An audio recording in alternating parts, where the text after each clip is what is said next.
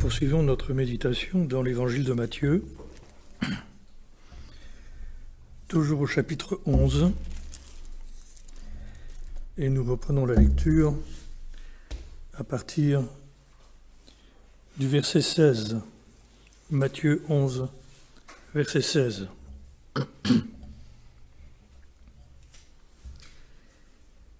À qui vais-je comparer cette génération? Elle est comparable à des enfants assis sur les places qui en interpellent d'autres. Nous vous avons joué de la flûte et vous n'avez pas dansé. Nous avons entonné un chant funèbre et vous ne vous êtes pas frappé la poitrine. En effet, Jean-Baptiste est venu. Il ne mange ni ne boit, et l'on dit, il a perdu la tête, ou il a un démon. Le Fils de l'homme est venu, il mange, il boit, et l'on dit, voilà un glouton et un ivrogne, un ami des collecteurs d'impôts et des pécheurs. Mais la sagesse a été justifiée d'après ses œuvres, ou justifiée d'après ses enfants selon d'autres manuscrits, ce qui est conforme à l'évangile de Luc. Alors il se mit à invectiver contre les villes où avaient eu lieu la plupart de ces miracles, parce qu'elles ne s'étaient pas converties ou repenties. Malheureuse es-tu, Chorazine, malheureuse es-tu, Bethsaïda, car si les miracles qui ont eu lieu chez vous avaient eu lieu à Tyr et à Sidon il y a longtemps, que sous le sac et la cendre, elles se seraient converties ou repenties. Oui, je vous le déclare, au jour du jugement, Tyr et Sidon seront traités avec moins de rigueur que vous. Et toi, Capernaum, seras-tu élevé jusqu'au ciel? Tu descendras jusqu'au séjour des morts? Car si les miracles qui ont eu lieu chez toi avaient eu lieu à Sodome, elles subsisteraient encore aujourd'hui. Aussi bien, je vous le déclare au jour du jugement, le pays de Sodome sera traité avec moins de rigueur que toi. J'aimerais qu'on revienne au chapitre 10.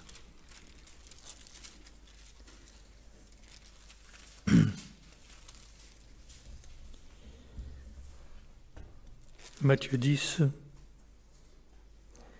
verset 15. On peut déjà relire le contexte à partir du verset 12. En entrant dans la maison, saluez-la. Si cette maison en est digne, que votre paix vienne sur elle.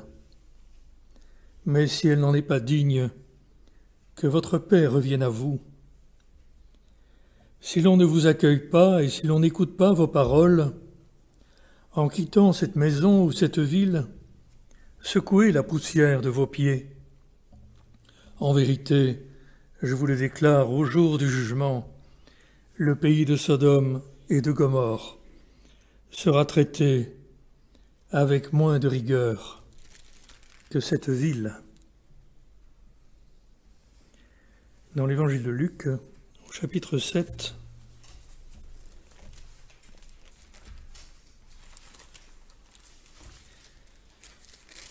Luc 7,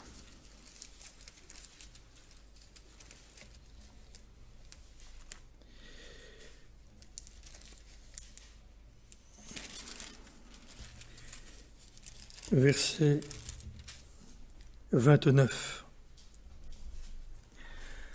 Tout le peuple, en écoutant Jésus, et même les collecteurs d'impôts, ont reconnu la justice de Dieu. Pardon, c'est tout le peuple en écoutant Jean-Baptiste, excusez-moi.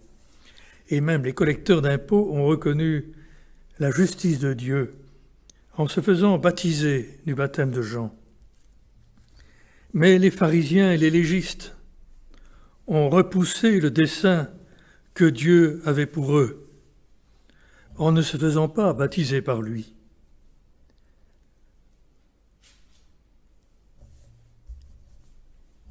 Et puis vous avez les mêmes versets que dans l'évangile de Matthieu. Verset 35 finit par « Mais la sagesse a été reconnue juste ou a été justifiée par tous ses enfants. »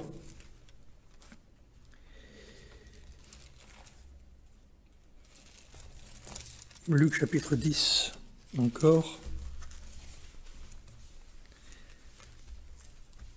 Luc 10, verset 12.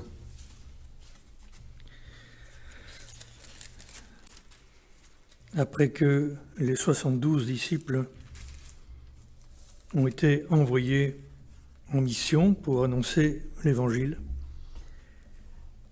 Jésus dit, verset 12, « Je vous le déclare, ce jour-là, Sodome sera traité avec moins de rigueur que cette ville-là.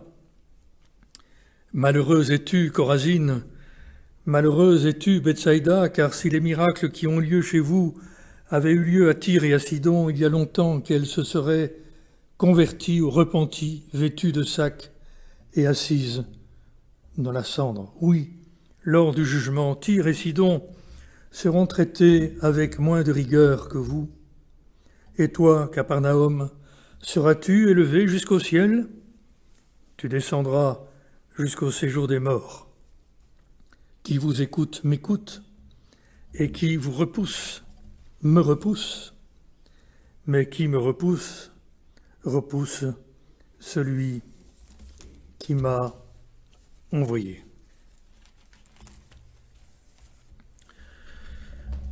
Les paroles de l'Évangile s'adressent-elles à nous, ou bien sont-elles purement historiques pour décrire l'endurcissement de certaines villes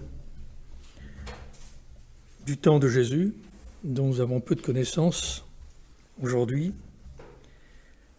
Il est question ici de Capernaum, dont Jésus dit « Et toi, Capernaum, seras-tu élevé jusqu'au ciel ?» C'est-à-dire, imagines-tu que tu seras élevé jusqu'aux cieux, jusqu'au Seigneur, que tu seras sauvé, en quelque sorte? Capernaum, ville chérie de Jésus, qui était sa ville. Il est dit dans Matthieu 9, verset 1, que c'était sa ville. Et Jésus est triste. Et voilà qu'il va lui faire des reproches à cette ville et aux deux autres, qui sont pas loin géographiquement parlant. Pourquoi Jésus s'adresse-t-il ici, de cette manière-là, à ces Juifs qui sont son peuple? Parce que Jésus s'est d'abord adressé aux Juifs. Il s'agit donc essentiellement ici de croyants juifs, qui croient qu'ils vont aller au ciel. C'est fou comme un homme peut croire qu'il va aller au ciel. Au nom de quoi? Pour les Juifs, au nom de leur religion, parce qu'ils étaient descendants d'Abraham, et qu'ils s'imaginaient que parce qu'ils étaient descendants d'Abraham, ils pouvaient être sauvés. C'est donc une pensée qui peut exister, qui existe. Alors le récit n'est pas purement historique, sinon je ne vois pas l'intérêt de devoir le lire ou le méditer. Que veut dire ce texte? Que veut dire Jésus quand il dit que malgré tous ces miracles, eh bien, ils ne se sont pas convertis, n'ont pas réagi comme le Seigneur attendait qu'ils réagissent, qu'ils se repentent et se convertissent. Les deux mots sont utilisés en grec. On se repent, on regrette sa faute, on la constate, on l'accepte, et on se convertit, c'est-à-dire on produit un fruit digne de la repentance. On se convertit, on change de direction et on devient autre. Quel est le rapport entre les miracles de Jésus et la conversion? Comment comprendre ce reproche de Jésus qui dit que si les miracles avaient eu lieu dans ces villes, avaient eu lieu dans les villes de Tyr et Sidon, qui sont des villes de l'Ancien Testament réputées pour leur idolâtrie, leur richesse et, je dirais, surtout leur ignorance de Dieu et leur hostilité à Dieu et au peuple d'Israël, si j'avais fait ces miracles, et si même mes disciples avaient fait ces miracles au milieu de ces villes, eh bien, elle dit, elles se seraient converties. Et Jésus dit, si j'avais parlé, si j'avais fait ces miracles au milieu de Sodome et Gomorrhe, eh bien, elles subsisteraient encore aujourd'hui. c'est-à-dire elle n'aura pas été détruite. On voit bien que ce qui détruit une ville, ce qui détruit des nations, c'est le péché. Jésus dit, si elle m'avait écouté, elle subsisterait encore. Il y aura encore Sodome et Gomorrhe.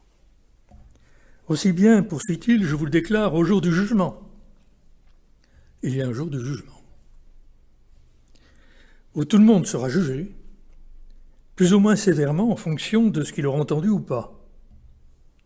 Et ces villes païennes, dit Jésus, seront jugées moins sévèrement, avec moins de rigueur que vous, les Juifs, vous, les croyants, vous qui m'avez vu faire des miracles au milieu de vous, et ces miracles qui m'ont authentifié comme étant le Fils de Dieu, le Messie.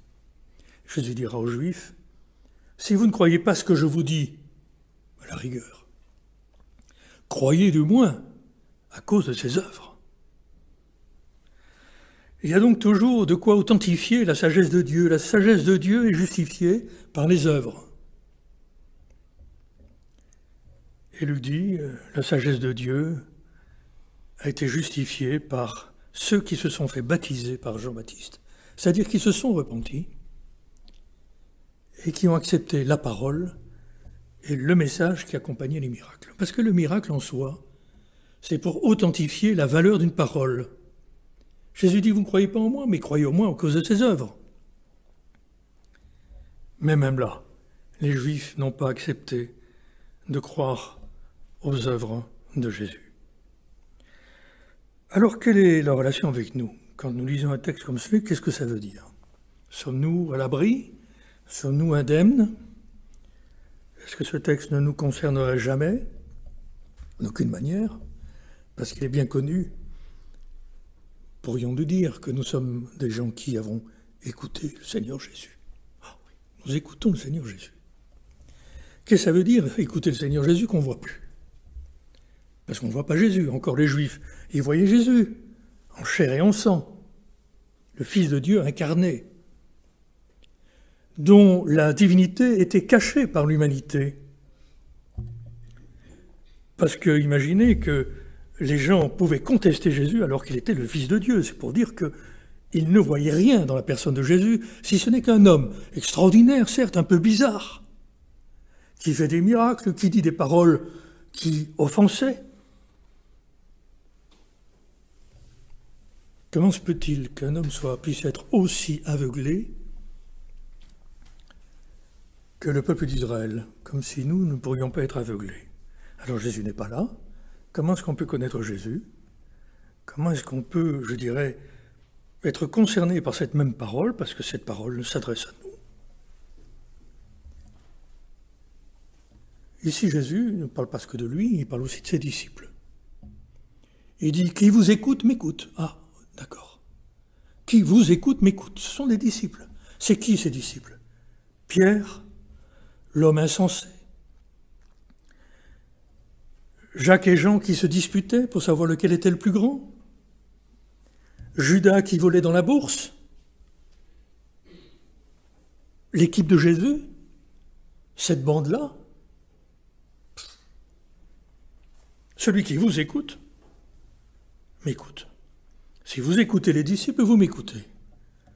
Ça veut dire qu'aujourd'hui, Jésus parle par l'Église. Qu'est-ce que c'est que l'Église? C'est le rassemblement de ceux que Dieu a choisis, au sein de laquelle Dieu a établi des ministères, parce que l'Église, ça existe à cause des ministères, n'en déplaise à certains qui pensent que le sacerdoce universel fait que tout le monde est pasteur et que nous n'avons plus besoin de pasteurs ni de bergers. Parce qu'il ne faut pas de pasteur. C'est facile de ne pas avoir de pasteur. Comme ça, tout le monde est pasteur. On n'est obligé d'écouter personne. L'Église, il y a des pasteurs dans l'Église, il y a des ministères pour qu'on parvienne à la connaissance de Dieu, à la perfection, à la perfection de la foi. C'est nécessaire. Et ces pasteurs, eh bien, ce sont des hommes. Certes, Jésus avait une humanité sans tache, mais ses disciples ont une humanité entachée de leur caractère, de leur péché, jusqu'à leur résurrection. L'Église est pleine de défauts. Donc Dieu a établi des pasteurs, qu'est-ce que vous voulez? Il les a établis, et donc il faut les écouter. Je dis pas ça pour que vous m'écoutiez, parce que peu importe. Mais qu'on écoute ceux que Dieu a établis, ceux que l'Église reconnaît. Par quoi? Par leurs œuvres. C'est pour ça que le ministère doit être authentifié par des œuvres. Il faut que ceux qui aspirent à un ministère puissent aussi faire leurs preuves, c'est-à-dire être éprouvés et produire un fruit, pour qu'on reconnaisse ça, c'est un pasteur. Là, il est digne d'être pasteur. Et ceux qui sont plus jeunes et qui ont reçu un appel, et que en qui l'Église reconnaît le ministère, l'apôtre Paul dit, l'autorité dit que personne ne méprise ta jeunesse. Voilà. Donc les jeunes, ils sont établis parce que l'Église les a établis, parce que l'Église reconnaît leur ministère. Ils n'ont pas fait beaucoup de preuves, ils ont certainement encore beaucoup de défauts à cause de leur jeunesse, que personne ne méprise ta jeunesse. Voilà. Je refais un peu de doctrine ici. Pour situer la question, c'est pour ça que l'Église est important. La réunion d'églises est importante. Il y a des gens qui pensent qu'ils vont aller comme Capernaum au ciel sans passant avoir besoin de Jésus et des disciples. Crois-tu que tu vas monter au ciel? Si tu n'écoutes pas la parole de Jésus, si tu n'écoutes pas la parole des disciples, si nous n'écoutons pas la parole du Seigneur, qui est libératrice et qui peut sauver, qui peut nous amener à la repentance et à la conversion, et cette parole doit produire cela dans nos vies, nous ne pouvons pas aller au ciel. Et il dit, tu descendras jusqu'au séjour des morts. C'est Jésus qui dit ça. Il y a des gens qui l'aiment et qui l'attristent, parce qu'ils ne veulent pas de lui. Pourquoi on ne veut pas de Jésus? Pourquoi on ne veut pas de la parole des disciples? Pourquoi la parole qui est entendue ne produit pas des fruits? Parce que dans l'Évangile, les Juifs écoutaient la parole de Jésus. Jésus a dit, celui qui écoute ma parole connaîtra la vérité, et la vérité le rendra libre. Donc il y a en effet la parole, la prédication, qui est une prédication d'autorité, une prédication de vérité qui montre la vérité de nos cœurs, vérité sur notre péché, mais vérité aussi par rapport à la libération promise, vérité sur la valeur du sacrifice de Jésus, valeur de l'Évangile.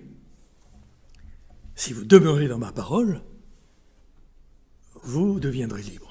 Réaction des Juifs, mais nous n'avons jamais été esclaves de personne. Voilà. Nous n'avons jamais été esclaves de personne. Ignorance de soi. Et ces villes n'ont pas reçu l'Évangile, pourquoi? Parce que c'était des Juifs imbus de leur justice. Ils se croyaient justes. Et puis, Jésus ne leur plaisait pas. Jésus ne leur plaisait pas. Comment se fait-il que Jésus ne puisse pas nous plaire? Pourquoi est-ce que les Juifs ne croyaient pas au Seigneur Jésus et ont une telle hostilité vis-à-vis de lui? Eh bien, notre passage déjà ici, et Olivier l'a un peu introduit, parce qu'il y a la critique dans le cœur. Jean-Baptiste est venu, c'était Dieu qui l'avait envoyé, Jean-Baptiste, pour apporter la repentance, pour amener les gens à la repentance.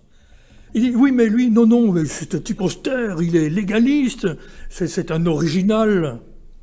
Il est un peu fou dans sa tête, la critique. Puis Jésus est venu, plein de grâce et de vérité, comme dit l'Évangile, mangeant avec les gens de mauvaise vie, parce qu'il est venu apporter la miséricorde, la compassion, le pardon. C'est un buveur, c'est un ivrogne. Il est contraire à nos principes. Il guérit le jour du sabbat. Vous vous rendez compte, il a osé guérir le jour du sabbat. Il a osé faire miséricorde le jour du sabbat. Je ne sais pas si vous imaginez la dureté de cœur que produit la critique. Prenez garde que personne parmi vous n'ait un cœur mauvais et incrédule au point de se détourner du Dieu vivant. Parole adressée à des chrétiens qui peuvent donc se détourner du Dieu vivant à cause d'un cœur qui demeure mauvais et incrédule. C'est quoi ce cœur mauvais? Cette méchanceté dont Olivier nous a parlé tout à l'heure, l'homme méchant, c'est celui qui est hostile à Dieu. Il y a donc dans le cœur naturel de l'homme une hostilité à Dieu qui fait qu'on repousse la parole. Mais en plus de ça, nous sommes hypocrites, c'est-à-dire que nous ne voulons même pas voir que nous lui sommes opposés. Vous comprenez? On est tellement imbus de notre propre justice, de notre bon droit, de la valeur de nos pensées, qu'il ne vient même pas à l'esprit qu'on est en train de critiquer. On critique. Et ça se traduit par quoi? Méfiance. Il y a des amis chrétiens, il faut toujours leur prouver, leur donner des preuves que vous les aimez. Vous faites ce que vous voulez, mais avant qu'ils comprennent que vous les aimez vraiment, ils vont douter de vous. Il y en a même certains qui vont toujours douter, même après avoir fait beaucoup d'efforts, et je dirais, en montrer une charité sincère. Ils vont encore croire que vous ne les aimez pas. Pensée obtuse, cœur méchant, fermé, ingrat. Vous savez, nous devons purifier notre cœur. Jésus dit à ceux qui ont cru en lui, « Si vous demeurez dans ma parole ». Alors nous avons cru au Seigneur Jésus. C'est déjà une chose de faite. La plupart d'entre nous, nous sommes repentis. Eh bien, nous devons demeurer dans la parole du Seigneur pour faire quoi? Pour connaître la vérité. Et pour être affranchis. Et pas s'imaginer que parce que nous sommes fils d'Abraham, nous n'avons pas besoin d'entendre la parole. Et nous avons dans tout, je suis en train de lire l'évangile de Jean dans ma méditation personnelle, mais il faut voir l'hostilité et le raisonnement que les Juifs, les croyants, ont eu à l'égard des paroles de Jésus. Jésus leur dit, vous ne croyez pas parce que vous jugez, vous êtes d'en bas. Il dit, moi je suis d'en haut, vous êtes d'en bas. Vous savez, c'est quelque chose d'admettre qu'on est d'en bas. Si vous êtes charnel. Vous jugez selon les apparences, dit Jésus. Vous jugez selon les apparences. Les apparences, c'est-à-dire, ce que tu vois, tu le crois. C'est ton esprit qui juge la chose, tu l'enveloppes, tu tires tes conclusions, mais c'est les apparences. Mais vous ne jugez pas selon la vérité. C'est ça la critique. Et d'abord, en tant que pécheurs invétérés, qui pourrions-nous critiquer? Franchement, Jésus, la parole dit aussi, ne jugez pas. Ne parlez pas mal les uns des autres, frères. Mais ça fait rien, on le sait, ça. La parole, on a entendu, la parole de Jésus. Mais elle ne produit pas de repentance. Puisqu'on continue à penser mal, on continue à avoir de l'aigreur dans le cœur, on continue à juger les pasteurs. J'ai une personne qui s'est convertie avec moi et que j'ai aidé pendant de longues années, que l'Église, aussi par la suite, parce que j'ai quitté le lieu où elle habite, l'Église a continué à s'en occuper. Aujourd'hui, au bout de 30 ans, elle quitte, l'amertume dans le cœur, en critiquant mes amis, pasteurs, qui sont occupés d'elle, en disant qu'ils ne se sont pas suffisamment occupés d'elle, ce que tout le monde dément, parce que tout le monde a vu le contraire, mais non, c'est rien, c'est comme ça, c'est la critique. On est enfermé dans une forme de jugement, d'apparence, on ne réfléchit pas. Pourquoi? Parce que le cœur est avide, on est avide. Vous savez, jamais assez d'amour. L'Église ne me donne jamais assez d'amour. Et Jésus a été suivi par une foule qui le suivait parce qu'il avait donné du pain. Puis Jésus dit, vous me suivez parce que je vous ai donné du pain. Puis il leur dit, mais travaillez non pas pour la nourriture qui périt, mais pour celle qui subsiste pour la vie éternelle. Et puis les Juifs ont dit, oh, cette parole, elle est dure. Cette parole, elle est dure. Et ils sont partis. Ils n'ont pas écouté la parole. Ils ont écouté un temps, et ils sont partis. Eh bien, cette personne qui s'est convertie avec moi pourtant, qui ne prétend pas avoir abandonné le Seigneur, au contraire, elle va dans une autre église pour devenir plus religieuse qu'elle était auparavant. Cette personne. Attention, c'est pas quelqu'un qui peut quitter le Seigneur par amour du monde, ça arrive aussi, ça.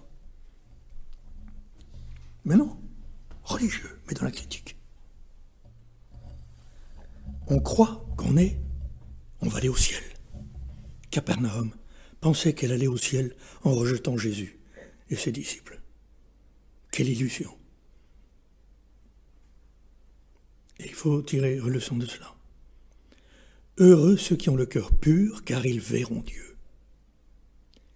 Nous ne pouvons rien voir de Dieu si nous ne sommes pas purs.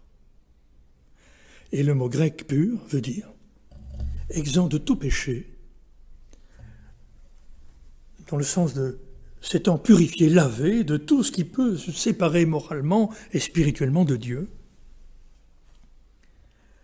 Nous ne devons pas nous plaindre si nous attendons une révélation de Dieu qui ne vient jamais, si notre cœur est, je dirais toujours, un peu pesant, que notre vie chrétienne ne semble pas aller de l'avant. Il y a une raison à tout cela. Pourquoi les belles promesses du Seigneur, il dit, qui nous promet que nos yeux vont s'ouvrir, que nous allons être transformés de gloire en gloire. Le cœur reste critique, méfiant, a des griefs, des déceptions. C'est le cœur rempli de passion, qui est rempli de meurtre, de mauvais désirs. D'où viennent vos querelles parmi vous? N'est-ce pas de vos passions qui combattent dans vos membres? Les passions qui combattent. Et Jacques dit, ne mentez pas contre la sagesse. La sagesse qui vous anime, votre raisonnement qui vous anime, vos pensées dont vous êtes si sûrs, tellement sûrs de vous, et qui font que vous jugez selon les apparences.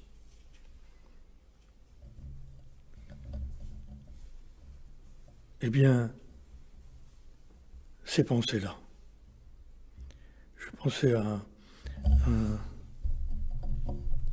un psychologue très connu, un psychanalyste, Jung, qui disait « Réfléchir, c'est fatigant. C'est pourquoi les gens préfèrent juger. » On ne réfléchit pas. On est tellement persuadé qu'on a raison, qu'on ne réfléchit pas, qu'on ne met même pas en doute sa pensée. Comprenez? Alors on juge. Voilà, c'est fait. C'est définitif. Mon mari est comme ça, ma femme est comme ça. Tel frère, il est comme ça. Et puis, le cœur tellement méchant qu'il en est susceptible. Vous savez, d'où vient la susceptibilité du cœur? C'est quand même l'orgueil qui y habite. Il m'est arrivé d'être blessé par mes frères, même ceux qui m'ont aimé, qui m'aiment. Et je savais qu'ils m'aimaient, mais ils me blessaient quand même.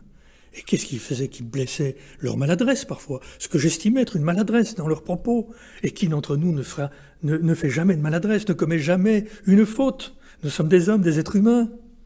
Mais voilà. Dans notre esprit, je ne sais pas pourquoi, il faudrait que ceux qui sont nos dirigeants soient impeccables, sans péché ni rien. Voilà. On peut faire de la peine au pasteur.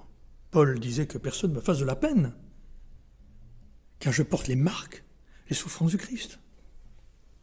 Un pasteur peut avoir souffert, peut avoir travaillé toute sa vie pour l'œuvre de Dieu, il va être critiqué quand même. Par quoi? Par des jeunes qui n'ont rien fait, et qui, au nom de je ne sais pas quelle expérience, permettent de juger. On juge, on critique. C'est l'orgueil. Et il m'est arrivé de dire, mais tu es un drôle orgueilleux, parce que je sais qu'il t'aime. La sagesse a été justifiée par les œuvres. Je sais qu'ils m'ont aimé. Et il faut avoir cette acceptation, il faut accepter cette vérité-là. La vérité qui libère, oui, c'est vrai. C'est pas eux, la faute, c'est pas eux. Si je suis susceptible, c'est ma faute à moi, c'est moi qui suis orgueilleux. Alors je vais me repentir. Seigneur, aie pitié de moi. Délivre-moi de l'orgueil. Qui me délivrera de cet orgueil? Grâce soit rendue à Dieu, qui me donne la victoire par Jésus. Repentance, foi en Jésus, conversion du cœur.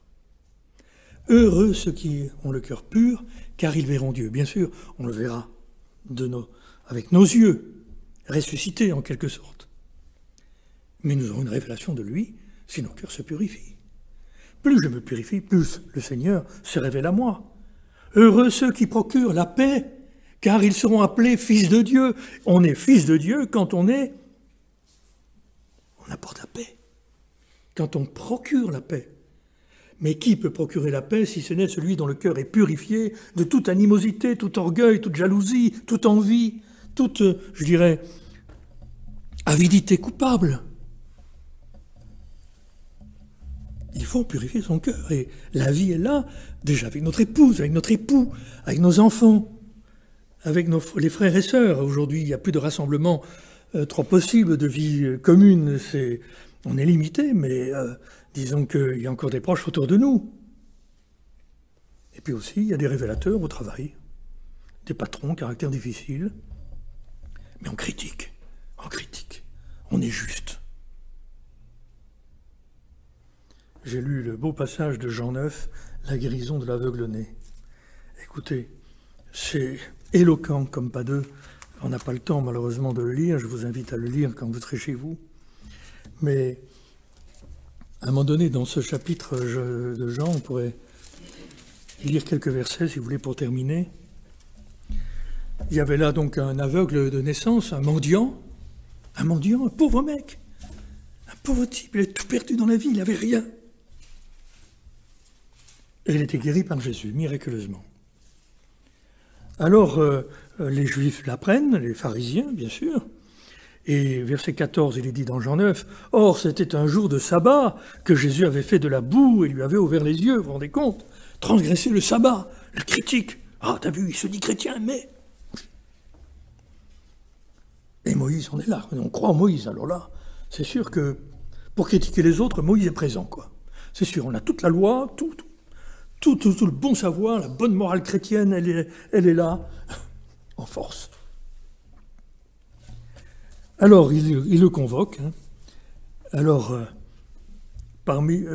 verset 16, parmi les pharisiens, les uns disaient, « Cet individu n'observe pas le sabbat, il n'est donc pas de Dieu. » Ah, c'est pas de Dieu, critique, absolu, comme ça, radical.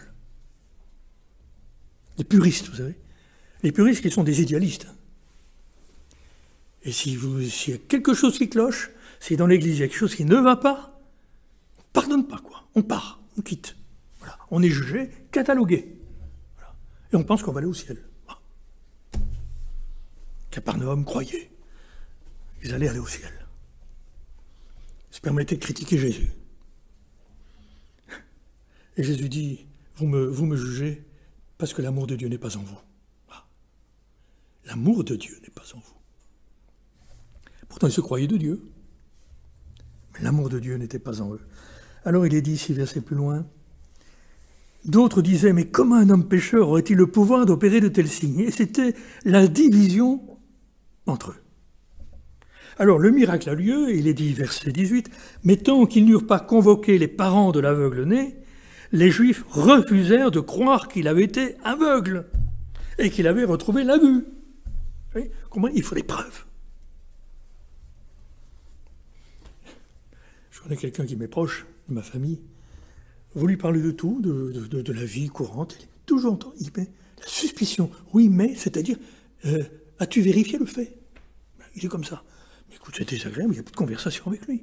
Il faut toujours donner les preuves de ce que vous avancez. C'est très désagréable, quoi. Monsieur, je sais tout. Monsieur qui doute de tout. Monsieur l'orgueilleux qui dit jamais je ne sais pas. Parce qu'il sait tout. Tout ce que vous pouvez avancer, de toute manière, c'est critiquable. Alors il convoque les parents, bien sûr, les parents, ils sont morts de trouille devant les Juifs, parce que les Juifs les menacent de les exclure de la synagogue. Alors ils envoient les Juifs, ils disent, mais allez lui demander vous-même. Alors, verset 24, une seconde fois, les pharisiens appelèrent l'homme qui avait été aveugle et ils lui dirent, rends gloire à Dieu, nous savons, nous, que cet homme, Jésus, est un pécheur. Ils savent, c'est un pécheur. Sur quoi? Sur quelle base? Voilà. Sur la base de leur propre opinion. Il leur répondit, l'aveugle, je ne sais pas si c'est un pécheur, je ne sais qu'une seule chose, j'étais aveugle et maintenant je vois. Voilà. La sagesse est justifiée par ses enfants. Reconnaissant, il dit, voilà, je reconnais ce que Dieu a fait dans ma vie. Il lui dit, verset 26, que t'a-t-il fait? Comment t'a-t-il ouvert les yeux? Il leur répondit, je vous l'ai déjà raconté, mais vous n'avez pas écouté. Pourquoi voulez-vous l'entendre encore une fois? Ce pauvre aveugle. Il fait la leçon, il fait la veste aux pharisiens que c'est à mourir de rire. Si c'était pas grave, on pourrait en rire. Je vous l'ai déjà dit, pourquoi vous m'écoutez pas? Pourquoi vous croyez pas? C'est terrible ça, vous savez. On est comme ça des fois dans le cœur pour des tas de raisons. Peut-être pas pour les mêmes causes ici. Pourquoi voulez-vous l'entendre encore une fois? N'auriez-vous pas le désir de devenir ses disciples vous aussi? Je ne sais pas si vous imaginez. Voulez-vous convertir encore? Alors, c'est qu'eux, ils n'apprécient pas la plaisanterie. Verset 28. Les pharisiens se mirent alors à l'injurier. Voilà. Ils disaient, c'est toi qui es son disciple. Nous sommes disciples de Moïse. L'homme, verset 30, l'homme leur répondit, c'est bien là en effet l'étonnant que vous ne sachiez pas d'où il est, alors qu'il m'a ouvert les yeux. Dieu, nous le savons, n'exauce pas les pécheurs. Verset 33, si cet homme n'était pas de Dieu, il ne pourrait rien faire. Ils ripostèrent, tu n'es que péché depuis sa naissance, et tu viens nous faire la leçon, et le jetèrent dehors. Vous savez, c'est un peu caricatural, mais c'est la description de ce que nous sommes, de la manière dont nous réagissons. Quand nous sommes tellement convaincus du fondé de nos pensées. Et puis Jésus termine en disant, verset 39, c'est pour un jugement que je suis venu dans le monde, pour que ceux qui ne voyaient pas voient, et que ceux qui voyaient deviennent aveugles. Les pharisiens qui étaient avec lui entendirent ces paroles et lui dirent « Est-ce que par hasard nous serions des aveugles nous aussi ?» Vous savez, le mot « par hasard ». Est-ce que par hasard Est-ce que par hasard Ça veut dire quoi ça? Éventuellement, est-ce qu'on serait aveugle? Éventuellement, on peut essayer de voir la chose. Quelle ironie, quelle moquerie, quel irrespect. Jésus leur répondit « Si vous étiez des aveugles, vous n'auriez pas de péché. » Si vous reconnaissiez vraiment qui vous êtes, eh bien vous n'auriez pas de péché, parce que la parole reçue purifie et lave. Déjà vous êtes pur car vous avez reçu ma parole. Mais à présent vous dites « nous voyons », c'est pourquoi votre péché demeure. Terrible quoi. Alors ne soyons pas de ceux qui campons toujours dans nos pensées, sans nous remettre en question quoi que ce soit. Vous savez, la vie du matin au soir, peut-être pour nous une remise en question de ce que nous sommes, de nos actes. Tout peut nous montrer notre manque d'amour, et pour Dieu, et pour son Église. Alors, il faut écouter la parole, pour devenir libre, et pas se défendre. Nous allons terminer par la prière.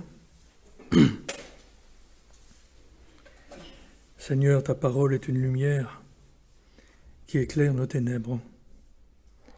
Nous te remercions, Seigneur, de nous permettre de plonger ainsi nos regards dans cette loi parfaite, d'ouvrir nos yeux par la révélation et la prophétie que tu donnes à l'Église. Merci pour le Saint-Esprit, Seigneur, qui nous enseigne toutes choses, au point que ta parole nous dit même que nous n'avons pas besoin qu'on nous enseigne, parce que l'Esprit nous enseigne toutes choses, et ta parole, l'écoute de ta parole, Seigneur, est confirmée dans nos cœurs par cet esprit de vérité contre lequel on ne peut pas résister. Seigneur, nous te bénissons de nous avoir choisis, et c'est parce que tu nous as choisis que nous avons la possibilité de croire en toi, d'être transformés au point de devenir les fils de Dieu, comme le dit ta parole, de ceux qui procurent la paix, de ceux dont le cœur est pur et qui vont voir Dieu. Seigneur, nous sommes reconnaissants de ta grâce envers nous, du pardon que tu nous offres, un pardon permanent. Savons, Seigneur, que les moindres fautes de nos vies peuvent trouver auprès de toi l'oubli. Nous connaissons l'oubli de nos péchés parce que ta parole nous l'annonce. Tu jettes, Seigneur, nos péchés au fond de la mer, tu t'en souviens plus. Nous te bénissons de ce que nous pouvons ne pas être de ces hommes endurcis que ta parole nous décrit. Nous pouvons ne pas être comme le peuple juif parce que tu nous appelles à autre chose. Seigneur, nous ne voulons pas être de ceux qui fuient la colère à venir non plus et qui par insouciance, par orgueil, oublient qui ils sont et mettent en oubli la purification de leurs péchés. Nous marchons dans la sanctification avec ton aide. Nous te louons parce que c'est l'Esprit qui nous enseigne, qui nous montre ce qui doit être transformé en nous, qui transforme en nous ce qui doit être transformé. Merci Seigneur parce que tout appartient, parce que c'est par la foi que nous sommes sauvés, ce n'est pas par le moyen des œuvres. Seigneur, c'est une grâce que tu accomplis dans nos cœurs, bien indépendamment de nous. C'est pourquoi nous te sommes reconnaissants de ce salut et de ce développement que tu produis dans nos cœurs. Ô Seigneur, fais-nous voir encore ta gloire, montre-nous davantage ta gloire, afin que nous puissions, Seigneur, te plaire davantage encore dans nos existences. Bénis notre assemblée, bénis l'Église, bénis nos amis qui nous écoutent, ceux qui sont, Seigneur, malades, ceux qui passent par la souffrance, ceux qui sont dans les conflits intérieurs, qui sont encore dans la colère, dans l'agitation, dans la révolte. Ô Seigneur, triomphe de nos cœurs par le Saint-Esprit. Amen.